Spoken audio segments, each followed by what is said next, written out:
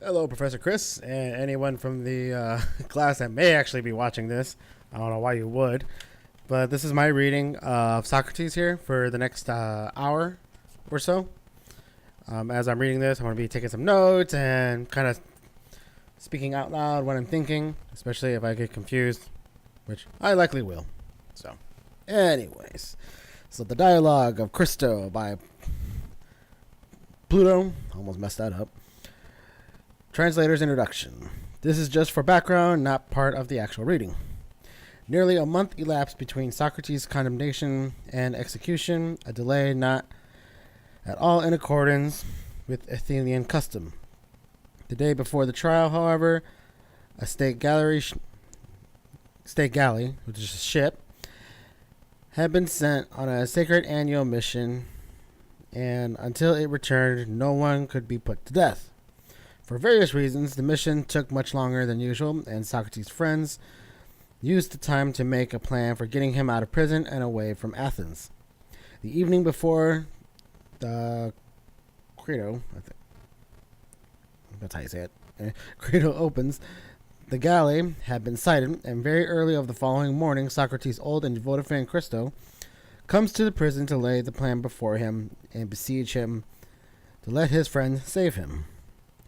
It will be easy to bribe his jailers. He himself has far more money than will be needed, and there are many others who are eager to contribute. Athens is not the only place where Socrates can live happily. He will find friends wherever he goes. To this, Socrates answered by asking him if he can ever be right to defend oneself against evil by doing evil. Granted that it was unjust to condemn him to death, can it be right for him to escape by breaking the law? What will happen to a state if individuals are able to set aside the laws? So yeah, that's a pretty interesting, does two wrongs make a right? And typically, no, it definitely does not. But I would have to also give pause into that particular situation just because of the charges that he was made, and I'm trying to remember what I think they charged him actually for blasphemy, if I'm not mistaken, or something to that effect, where it was pretty much the government was ignorant of what later became truth, and Socrates was just way ahead. And most of these philosophers were just way ahead of their time, and he seemed to be willing to accept that, hey, yeah, this is pretty stupid that I'm in jail or I'm going to get put to death over this. But, I don't want to, he didn't want to give them justification to think that, hey, maybe we're right because this idiot actually tried to leave. So those last two questions of, can it be right for him to escape by breaking the law, and what will happen to a state if individuals are able to set aside the laws? First part, yeah, the two wrongs don't make it right. He didn't want to give them any kind of justification or excuse to say, yep, we were in the right, end of the day, case closed, move on. And then for the answer to the second question, the state definitely will weaken it it does weaken it when people do that, because it shows that, hey, you necessarily don't have to pay the price for breaking laws, because you can just escape and bribe guards, and because the whole system is corrupted. And unfortunately, in that society, and even ours, it only takes individuals to break it down, because you just bribe somebody at the right time and they're gonna take it. So that's how that goes. All right, I'll mark this stuff later. I'm just gonna keep on reading. All right, so this is going to go back and forth between Socrates and Crito in a play-like format for the first couple pages. So I'll stop when I need to if something comes up interesting. Why have you come at this hour, Crito? It must be quite early. Yes, certainly. What is the exact time? The dawn is breaking. Okay, I'm going to have a little fun with this. Let me try that again. So Socrates states, "Why have you come this hour, Crito? It must be quite early." "Yes, certainly." "What is the exact time?" "The dawn is breaking."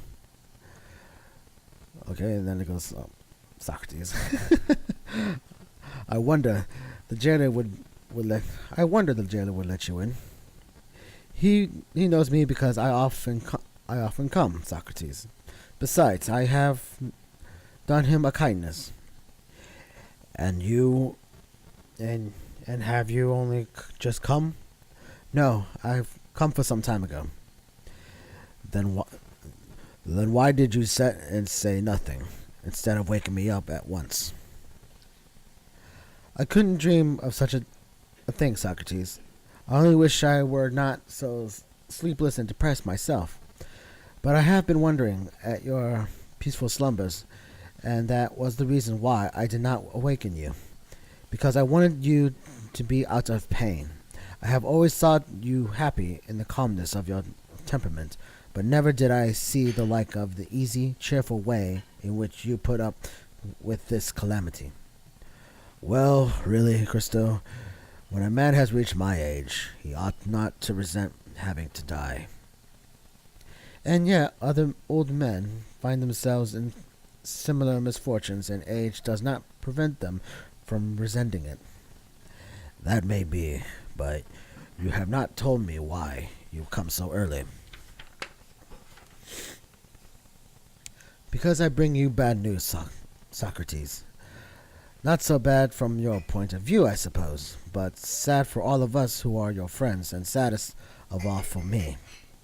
What? I suppose that ship that comes from Delos, on the arrival of which I am to die? No, the ship has not actually arrived, but it will probably be here today, as persons who have come from Solomon tell me that they have left it there. And therefore tomorrow, Socrates, you will be the last day of your life. Very well, Crito. If such is the will of God, so be it. But my belief is that there will be a delay of a day. Why do you say this? I will tell you. I am to die on the day after the arrival of the ship. Yes, that is what the authorities say. But I do not think that ship will be here until tomorrow. This I gather from a dream which I had last night, or rather only just now, when you fortunately allowed me to sleep. Why? What about the dream about? Why? What was the dream about? I thought I was a glorious, beautiful woman, dressed in white robes, who came up to me and said, "O Socrates, the third day hence to Athenia shall thou go." Your dream makes no sense, Socrates. To my mind, Crito, it is perfectly clear. Too clear, apparently. But look here, Socrates. It is still not too late to take my advice and escape. For if you die, I shall not only lose a friend who can never be replaced, but there is another evil. People who do not know you and me will believe I have saved you if I had been willing to give money, but that I do not care. Now, can there be a worse disgrace than this, that I should be thought to value money more than the life of a friend? Most people will never believe that I wanted you to escape, and that you refused. But why, my dear Crito? Should we care about the opinions of many? Good men, and they are only persons who are worth considering, will think of these things truly as they happen. But do you see, Socrates, that one has to think of popular opinion as is evidence in your own case, because they can do the very greatest evil to anyone who has lost their good opinion. I only wish, Crito, that they could. But then they could also do the greatest good, and that would be well. But the truth is that they can do neither good nor evil. They cannot make a man wise or make him stupid. They simply act at random. Well, I will not dispute that, but please tell me, Socrates, whether you are not acting out of regard for me and your other friends, are you not afraid that if you escape hence we may get into trouble with the informers for having stolen you away, and lose either the whole or the great part of your property, or that even a worse evil may happen to us? Now, if this is your fear, be at ease, for in order to save you, we ought surely to run this, or even a greater risk. Be persuaded then, and do as I say. Yes, Crito. Yes, Crito. That is one fear which you mention, but by one means the only one. Don't worry. I know some people who are willing to rescue you from here and get you out of the country for quite a modest sum. And as for the informers, surely you realize how cheap they are to buy off. A little money will satisfy them, by means which I am sure, are ample. Are at your service, and if you have a screw up.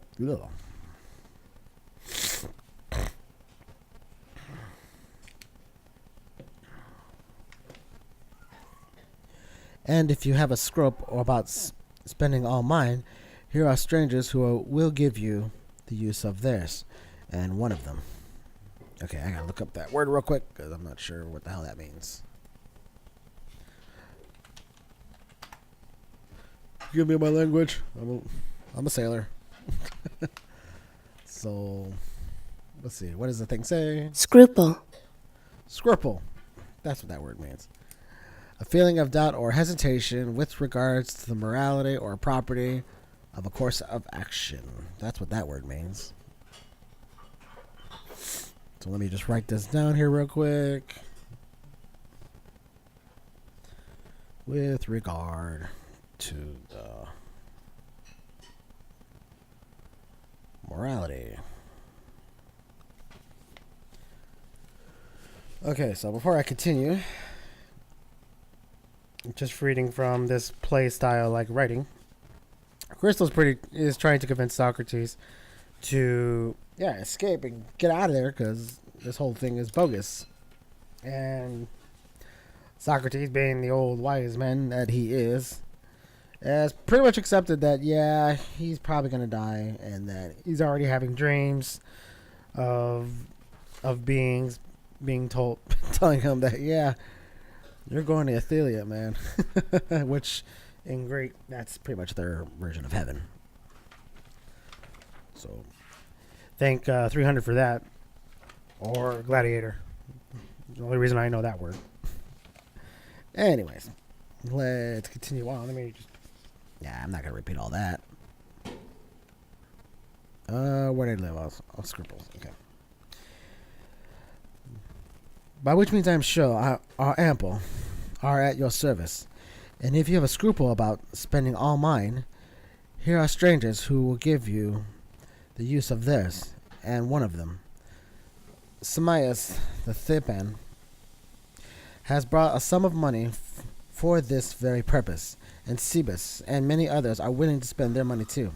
I say, therefore, do not on that account hesitate about making your escape, and do not say as you did in the court that you will have a difficulty in knowing what to do with yourself if you escape. For people will love you in other places in which you may go, and not in Athens only. There are friends of mine in Thessaly, if you like to go to them, who will value and protect you, and no Athenian will give you any trouble. Okay, so he goes on for a while. Wow. Nor can I think that you are justified, Socrates, in betraying your own life when you might be saved. This is playing into the hands of your enemies and destroyers, And moreover, I should say that you were betraying your children, for you might bring them up and educate them, instead of which you will go away and leave them, and have to take their you have to take their chance. And if they do not meet with the usual fate of orphans, there will be a small thanks to you. No one should bring their child into this world who is unwilling to preserve to the end in their nutrition and education. Okay, so try to talk to him about bribing him and saying, hey, we're going to bribe all these people and get you out. He kind of gets the feel that he's being scruple about it, or doubting or hesitation with regard to the morality of it. So now he's trying to guilt him into it by saying, yo, man, you're going to leave your children behind, and who's going to take care of them? So seems like he's going through like all these different stages of depression, and then now he's trying to guilt him into saying, all right, break me out. Let's continue. But you are choosing the easier part, as I think, not the better or manlier, which would rather have become one who professes virtues in all his actions like yourself. And indeed, I am not ashamed not only of you, but of us who are your friends, when I reflect that this entire business of yours will be attributed to our want of courage. The trial never need have come on, or might have been brought to another's results. And the end of all, which is the crowning absurdity, will seem to have been permitted by us, though cowardice and baseness, who might have saved you, as you might have saved yourself. If we have been good for anything, for there was no difficulty in escaping, and we do not see how disgraceful, Socrates, and also miserable, all this will be to us as well as to you. Make up your mind then, or rather have your mind already been made up, for the time of deliberation is over. There is only one thing to be done, which must be done, if not at all, this very night, and which any delay will render all but impossible. I beseech you, therefore, Socrates, to be persuaded by me, and do as I say. Oh, he's got a big response.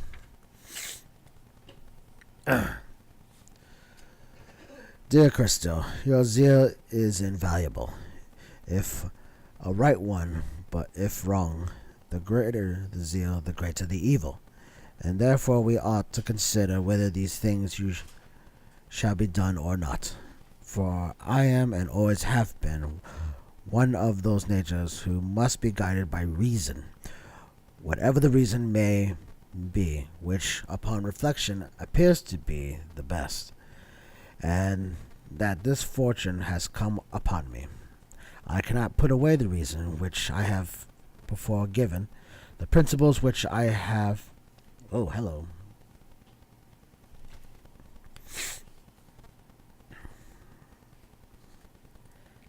Let's see, Hythero? Let me see about that one.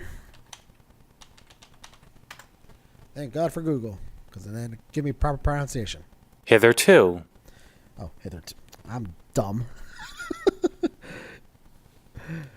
I cannot put away the reason which I have before given, the principles which I have hitherto honored and revered, I still honor, and unless we can find others and better principles of the instance, I am certain not to agree with you. No, not even if the power of the multitude could inflict many more imprisonments, confiscations, and death, fighting us like the children with hobgoblin terrors. Hitherto, until now, just in case you were curious if I even knew the meaning of that word. It's actually the first time I've actually seen that written. It's always said. But what will be the fairest way to consider the question? Shall I return to your old argument about the opinions of men, some of which are to be regarded, and others, as we were saying, are not to be regarded? Now, were we right in maintaining this before I was condemned? And has the argument, which was once good, now proved to be talk for the sake of talking, in fact an amusement only, and altogether vanity? Which is what I want to consider with your help, Crito. Whether under my present circumstances, and the argument appears to be in any way different or not, and is to be allowed by me or disallowed. That argument, which, as I believe, is maintained by many who, I lost my spot, assumed to be authorities, was to the effect, as I was saying, that the opinions of some men are to be regarded, and the other men are not to be regarded. Now you, Crito, are a disinterested person who are not going to die tomorrow. At least there is no human probability of this, and you are therefore not liable to be deceived by the circumstances in which you are placed. Tell me, then, whether I am right in saying that some opinions and the opinions of some men only are to be valued, and other opinions and the opinions of other men are not to be valued. I asked whether I was right in maintaining this. Certainly. Certainly. The good are to be regarded, and not the bad. Yes. And the opinions of the wise men are good, and the opinions of the unwise are evil. Certainly. And what was said about another matter? Was the discipline in gymnastics supposed to attend to be praised and blamed, and the opinions of every man, or of one man only, his trainer or coach, whoever that was, of only one man? And he ought to fear the censor and welcome the praise of that one only, and not of the many? That is clear. And he ought to live and train, and eat and drink in the way which seems good to his single master, but was understanding, rather than according to the opinion of all other men put together? True. And if he disobeys and disregards the opinion and the approval of the one, and regards the opinion of many who do not understand, will he not suffer? Certainly he will. And what will the evil be, whether tending and affecting in the disobedient person? Certainly affecting the body. That is what is destroyed by the evil. Very good. And it is not this truth, Crito, of other things, which we need not separately enumerate. Let me double check that word real quick.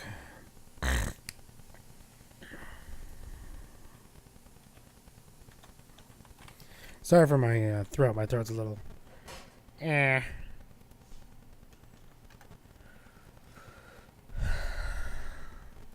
Enumerate. Yeah. Enumerate.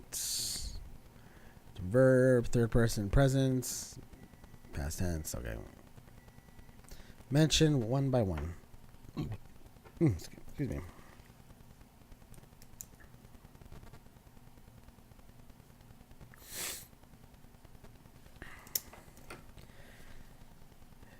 Okay. So let's mention it one by one, which that's not separately enumerate. Okay. So that makes sense. So I do have an opinion after he see how far Socrates and Crito go into this kind of questioning, and then I'll make my comments after. In the matter of just or the unjust, fair and foul, good and evil, which are the subjects of our present consultation, ought we to follow the opinion of the many and to fear them, or the opinion of the one who has understanding, and who he ought to fear and reverence more than all the rest of the world, and whom deserting we shall destroy and injure that principle in which may be assumed to be improved by justice and deteriorated by injustice. Is there not such a principle? Certainly there is, Socrates.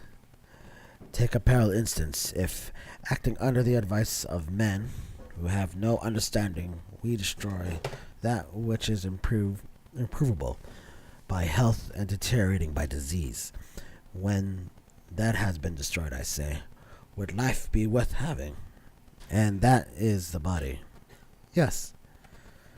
Could we live having an evil and corrupted body? Certainly not.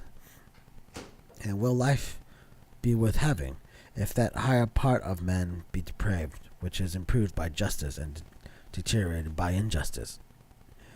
Do we suppose that principle, whoever it may be in man, which has to do with justice and injustice, to be the inferior to the body? Certainly not. More honored, then? Far more honored. Then, my friend, we must not regard what the many say to us, but what he, the one man who has understanding of just and unjust, will say, and what the truth will say. And therefore, you begin in error when you suggest that we should regard the opinions of the many about just and unjust, but good and evil, and honorable and dishonorable. Well, someone will say, but the many can kill us. Yes, Socrates, that will clearly be the answer. That is true, but still, I find with surprise that the old argument is, as I conceive, unshaken as ever, and I should like to know whether I may say the same of another proposition, that not life, but a good life, is to be chiefly valued. Yes, that also remains, and a good life is equivalent to a just and honorable one. Yes, that holds. For these premises, I proceed to argue the question whether I ought or ought not try not to escape, without the consent of the Athenians, and if I am certainly right in escaping, when I will make the attempt, but if not, I will abstain. The other consideration which you mentioned, of money and loss of character and the duty of educating children, are, I fear, the only doctrines of the multitude, whom would be ready to call people to life if they were able, as they are to put them to death, and with as little reason. But now, since the argument has thus prevailed, the only reason to which to be considered is, whether we shall do certainly either in escaping or in the suffering others in aid in our escape, and paying them in money and thanks, and whether we shall not do rightly, and if the latter, then death or any other calamity which may ensue on my remaining here must be allowed to enter into the calculation. I think you are right, Socrates. How then shall we proceed? Let us consider the matter, and do either refute me if you can, and I will be convinced, or else cease, my friend, from repeating to me that I ought to escape against the wishes of the Athenians, for I am extremely desirable to be persuaded by you, but not against my own better judgment. And now, please to consider my first position and do your best to answer me. Alrighty, so because making the several questions in the back end about like pretty much like case in point type of questioning to Crito. What was the one that I liked? Like especially about the part where he was talking about the gymnast. You know, should the gymnast be worried about the opinions of others or just that of his coach? And Crito was like, well, obviously the coach because he knows more. And he's kind of setting him up to see his point as far as why he should stay in prison and not try to escape. So he's definitely he's playing chess with him without Crystal even realizing it. But he gives him that little glimmer of hope that, yeah, you can still persuade me because, I really don't want to die. But it won't be right for what he has plans for. Okay, now I lost my spot. Okay, so this is the last 30 minutes here. And just looking how many pages I got to go. Yeah, I'll definitely finish this, the reading. And then if... Definitely towards the end, I'll give my impressions and how I feel what this is. I kind of idea already, but We'll save that for the end. You have to get through this with me. anyways, Here we go. so we left off where Socrates was telling him, "Okay, consider this position, dude. If you can convince me, then I'll go. If not, then stop asking." So here we go. We're gonna start off with Crito, who has the kind of like the higher pitched voice. Socrates, obviously the old man, If you haven't caught on already. I will do my best. Are you to say that we are never intentionally to do wrong, or that in one way we ought, and another way we ought not to do wrong? Or is doing wrong always evil and dishonorable? As I just now saying, and as he has been already acknowledged by us, are all other former administrations which were made within a few days to be thrown away? And have we, at our age, been earnestly discoursing with one another of all our life, long only to discover that we are no better than children? Or are we to rest assured, in spite of the opinions of the many, and in spite of consequences, whether better or worse, of the truth of what was then said, that injustice is always an evil and dishonor to him who acts unjustly? Shall we affirm that? Yes. Then we must do no wrong. Certainly not. Nor when injured injure in return, as the many imagine, for we must injure no one at all. Certainly not. Again, Crystal, may we do evil? Surely not, Socrates. Let me make sure I'm saying that right. I got a feeling I've been kind of screwing that up The whole time. And once again, I apologize for The sniffling. I'm still getting over this cold. I mean, it doesn't help that. Okay, I'm gonna assume I'm saying it right because this thing's messing up on me. Okay, where was I? Clearly not. Okay. Surely not, Socrates. And what of doing evil in return for evil, which is the morality of the many? Is that just or not? Not sure. For doing evil to another is the same as injuring him? Very true. Then we ought not to retaliate or render evil for evil to anyone, whatever evil we may have suffered from him. But I would have you consider, Crito, whether you really mean what you are saying, for this opinion has never been held and never will be held by any considerable number of persons, and those who agree and those who are not agreed upon this point have no common ground, and can only despise one another when they see how widely they differ.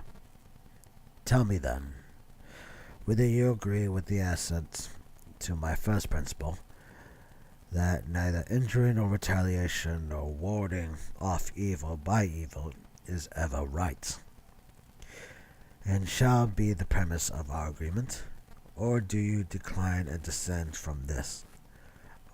For this has been of old and is still my opinion. But if you are of another opinion, let me hear what you have to say. If, however, you remain the same mind as formerly, I will proceed to the next step. You may proceed, for I have not changed my mind. Then I will proceed to the next step, which may be to put in the form of a question. Ought a man to do what he admits to be right, or ought he to be betrayed by the right? He ought to do what he thinks is right. But if this is true, what is the application? In leaving the prison against the will of the Athenians, do I wrong any? Or rather, do I not wrong those whom I ought to least to wrong? Do I not descend the principles which were acknowledged by us to be just? What do you say? I cannot tell, Socrates, for I do not know. Then consider the matter in this way. Imagine that I am about to play torrent. You may call the proceeding by any name which you like, and the laws and the government come and interrogate me. Tell us, Socrates, they say, what are you about? Are you going to act on your own of yours to overturn us, the laws, and the whole state, as far as in the lies? Do you imagine that the state can subside and not be overthrown, in which the decisions of laws have no power, but are set aside and overthrown by individuals?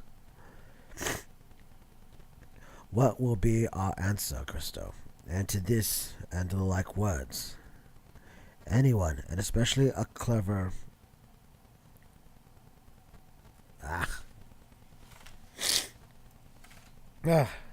Once again, I apologize for the nose. What is it, Rhetorician? Rhetorician. Rhetorician. Okay. Rhetorician, a speaker whose words are primarily intended to impress or persuade. That's what that one means. I'm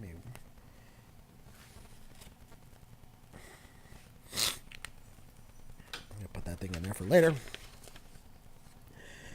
Anyone, and especially a clever rhetorician, will have a good deal to urge about the evil of setting aside the laws of which requires a sentence to be carried out. And we might reply, yes, but the state has injured us and given us unjust sentence. Suppose I say that. Very good, Socrates. And was that our agreement with you? The law would say. Or were you to abide by the sentence of the states? And if I were to express astonishment at their saying this, the law would probably add, answer, Socrates. Instead of opening your eyes, you are in the habit of asking and answering questions. Tell us what complaints you have to make against us, which justifies you in attempting to destroy us and the state. In the first place, we did not bring you into existence. Your father married your mother by our aid and begat you. Say whether you have any objections to urge against us, against those of us who regulate marriage. None, I should reply. Or against those of us who regulate the system of nurture and education of children, which you were trained.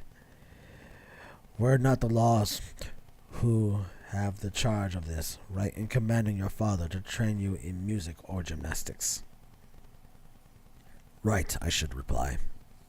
Well then, since you were brought into the world and nurtured and educated by us, you can deny in the first place that you are our child and slave, as your father were before you. And if this is true, you are not on equal terms with us, nor can you think that you have the right to do to us what we are doing to you. Would you have any right to strike or revile or any other evil to a father or to your master, if you had one? When have you been struck or revealed by them, or received some other evil at his hands? You would say not this. And because we think right to destroy you, you do not think that you have any right to destroy us in return, and your country as far as in your lives? And will you, O professor of true virtue, say that you are justified in this? Has a philosopher like you failed to discover that our country is more to be valued and higher and higher than mother or father in any ancestor, and more to be regarded in the eyes of the gods and the men of understanding? Also to be sought and gently be revealed, and gently the reverently entrenched when angry, even more than a father, and if not persuaded, obeyed. And when we are punished by her, whether the imprisonment of stripes and the punishment to be endured in silence, and if she leads us to wounds or death in battle, we follow as is right. Neither may anyone yield or retreat or leave his marks, but whether in battle or in the court of law or in any other place, we must do this. He must do what his city and his country orders him, or he must change their views of what is just. And if he may do no violence to his father or mother, much less he be violent to his country. What answer shall we make of this, Crito? Do the laws speak truly, or do they not? I think that they do.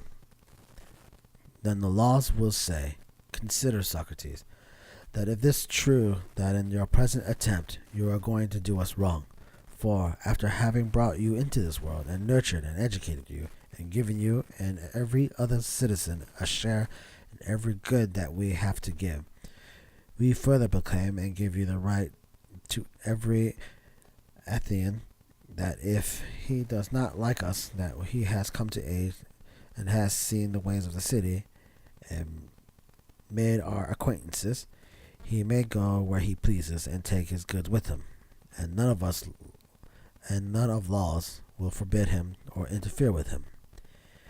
Any of you who does not like us in the city, and who wants to go to a colony or to any other city, may go where he likes and take his goods with him. But he who has the experience of the matter which he orders justice and administration in the state, and still remained, has entered into an implied contract that he will do as we command him. And he who disobeys us, as we maintain, thrice wrong. First, because in disobeying us, he is disobeying his parents. Secondly, because we are the authors of his education. Thirdly, because we have made an agreement with us that he will duly obey our commands, and neither obey them nor convince us that our commands are wrong. And we do not rudely impose them, but give him the alternatives of obeying or convincing us. That it is what we offer, and neither does neither. There are the sorts of accusations to which, as we were saying, you, Socrates, will be exposed if you accomplish your intentions, you, above all other Athenians. Suppose I ask, why is this? They will justly retort about me that I, above all other men, have acknowledged the agreement. There is clear proof that they say, Socrates, that we and the city were not displeasing of you. Of all Athenians, you have been the most constant resident in the city, which, as you never leave,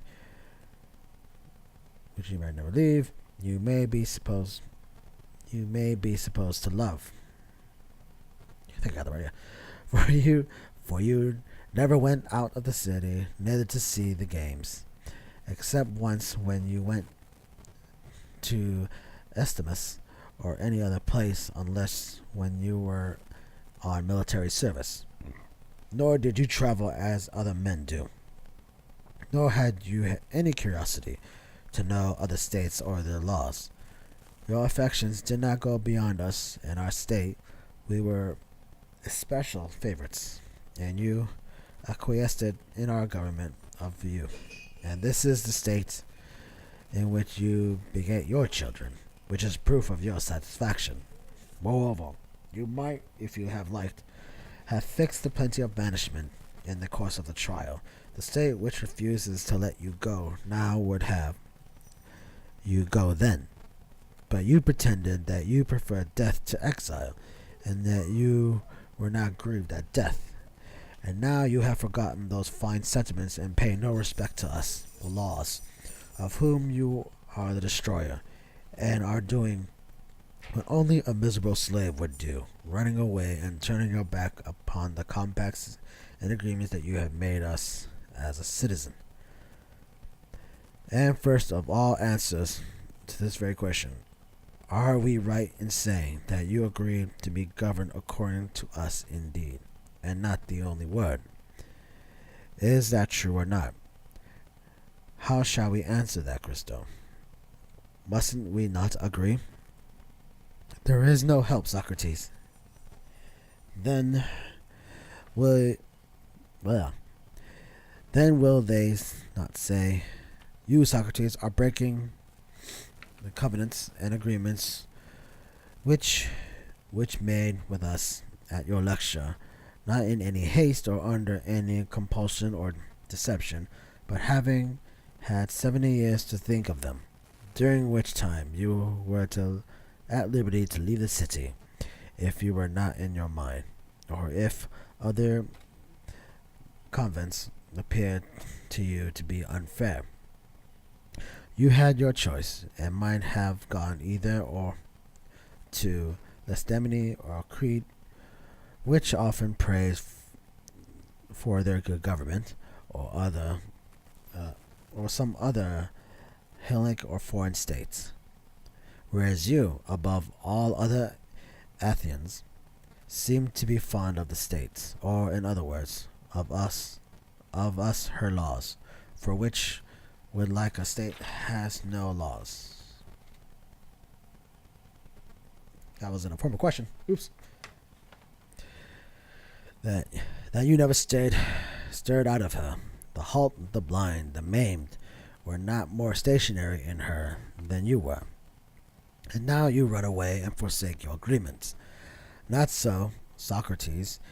If you will take our advice, do not make yourself ridiculous by escaping out of the city. For just consider, if you transgress and err in this sort of way, what good will it do, either to yourself or to your friends? That your friends will be driven into exile and deprived of citizenship, or will lose their property, is tolerable certain, and you yourself, if you to fly to one of the neighboring cities, as for example Thebes or Megara, both of which are well-governed cities, will come to them as enemies. Socrates and the government will be against you, and all patriotic citizens will cast an evil eye upon you as a subverter of the law, and well confirmed in the minds of the judges and the justice of which their own condemnation of you. For he who is a corrupter of the law is more than likely to be a corrupter of the youth and the foolish portion of mankind. Will you then flee from well-ordered cities and virtuous men, and is existence worth having on these terms? Or will you go to them without shame and talk to them, Socrates? And what will you say to them? What you say here about virtues and justice, and the institutions and laws being the best things among men? Would that be a dissent of you? Surely not. But if you go away from well-governed states to Crito's friends in Thessaly, where there are great disorder and license, they will be charmed to have the tale of your escape from prison, set off the ludicrously particulars of the matter in which you were wrapped in a goat skin or some other disguise, to metaphors as a fashion of runaways is. That is very likely, but will there be no one to remind you that your old age you violated the most sacred laws from a miserable desire of a little more life?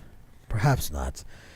If you keep them in good temper, but if they are out of temper, you will hear many degrading things. You will live, but how?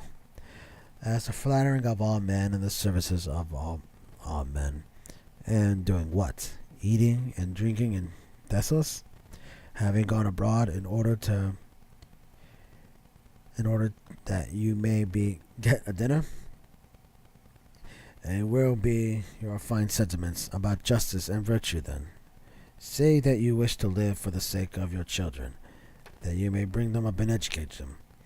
Will you take them into Thessalos and deprive them of Athenian citizenship? Is that the benefit which you would confer them? Or are you under the impression that they will be better cared for and educated here if you are still alive, although absent from them, for that your friends will take care of them? Do you fancy that if you are an inhabitant of Thessaly, they will take care of them, and if you are an inhabitant of any of the other world, will they not take care of them? Nay, but if they who call themselves friends are truly friends, they surely will. Listen then, Socrates, to us who have brought you up. Think not the life of and the children first, of the justice afterwards, but the justice first, that you may be justified before the princes of the world below. For neither will you nor that of any that belong to you be happier or holier or justice in this life, or happier in another. If you do as Crito bids, now you depart in innocence, a sufferer, and not a doer of evil, a victim, not of the laws, but of men. But if you go forth, returning evil for evil, injury for injury, breaking the covenants and agreements that which you have made with us, and wronging those who ought to least the wrong, that is to say, yourself, your friends, your country, and us, we shall be angry with you while you live. And our brethren, the laws in the world below, will receive you as an enemy, for they will know that you have done your best to destroy us. Listen then to us, and not to Crito. This is the voice which I seem to hear murmuring in my ears, like the sounds of a flute in the ears of the mystic. That voice, I say, is humming in my ears, and prevents me from hearing any other. And I know anything more which you will say will be useless. Yet speak, if you have anything to say. I have nothing to say, Socrates. Then let me follow the hints of the will of God. 1 second. All right. So, initial impressions.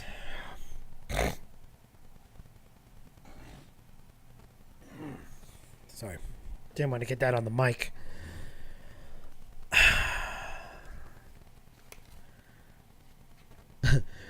Initial impression? Socrates was in this particular, Pluto's writing of Socrates. In this, he's an idiot.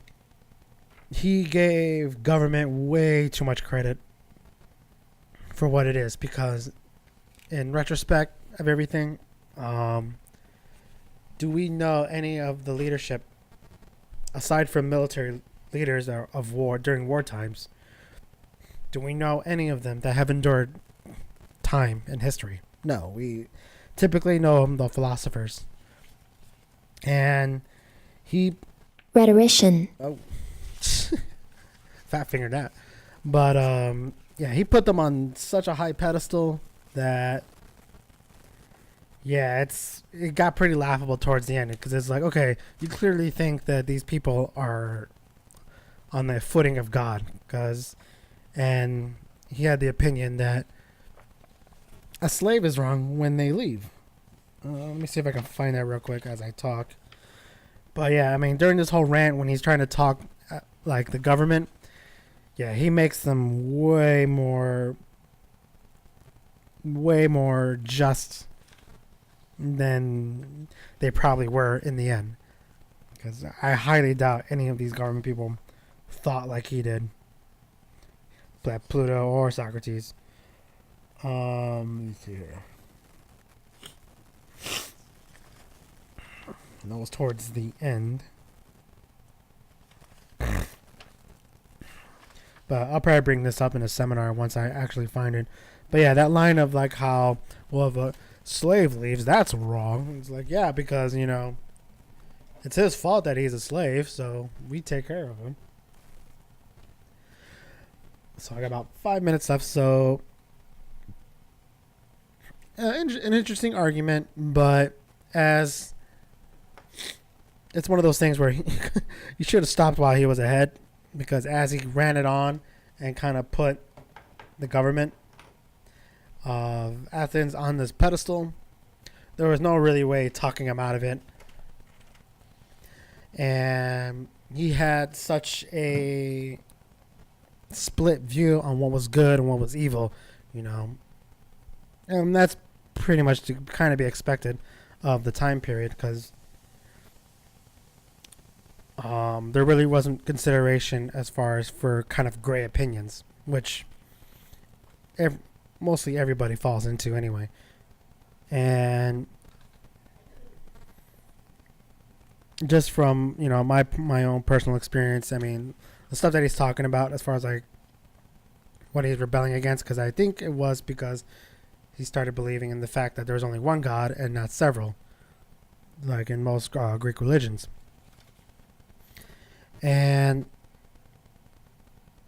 doing evil, aside from like murder and stuff like that, is actually not is pretty hard to do to someone. Like you can be a dick to someone, but you're not trying to be evil or anything. As far as like that type of absolution of that, you may be a bit of a gray, but yeah, I mean, the way he kind of talked about the government, it talked about it as far as being pretty much like a dictatorship, and this type of thinking would never work, especially in our kind of democracy, where it's like, no, like the government didn't, because the way he talks about how the government, they gave you life and education, and you liked it here, so you consented, and so you follow whatever we tell you to do. No. Every government that's done that, with the exception of a few, it's never gone well. And yeah, it just seems like, yeah, he put them so much on a pedestal that he wanted to be, when he died, me saying, I went out right because I didn't want to rebel. And I do think part of it is because of his age. He was in his 70s, from what I got in the reading. And if he was younger, I almost guarantee that he would have said, screw this. I'm getting out. They're putting me to death over something stupid, which in the reading, he kind of understands that, being put to death over this is a little bit much. But I think part of his age, and then, I think he wanted to die, or just wanted it all to be over because he didn't want to keep on going. Like if he was to escape, that the fact that he might be pursued, and then he tried to justify it by saying like all these other states are going to be like, oh, you're so bad. So kind of interesting how I kind of read in the beginning, was like, okay, yeah, I kind of understand where he's coming from. And then as I got to the second half of the reading, I was kind of like, okay, dude, get off your high horse. Do you really think the government is that benevolent in their philosophies? And yet, I mean, while they couldn't know at the time, we know currently by saying simply, can you name any of these people that have made these laws in Athens outside of philosophers? And the answer is usually none, because no one can just bring up the name like that unless they're an actual like historian.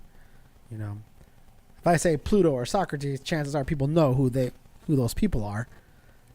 But if I ask them, hey, who was the person that wrote this, or who was the main person in charge of this government, like, I don't know. So, but yeah, an interesting read. I kind of like how I kind of flipped. My opinion in the beginning was like, cool. Then later was like, nah, he was just this old dude who he wants to die because he's trying to justify it to poor Christo and saying, like, you know, I must die for the government. So that's my opinion. I'll be making obviously a few more notes for the seminar, so I'm very interested to hear what other people have to say. Thank you, Professor. I hope you enjoyed this. Hopefully you can hear it. But see you on Tuesday.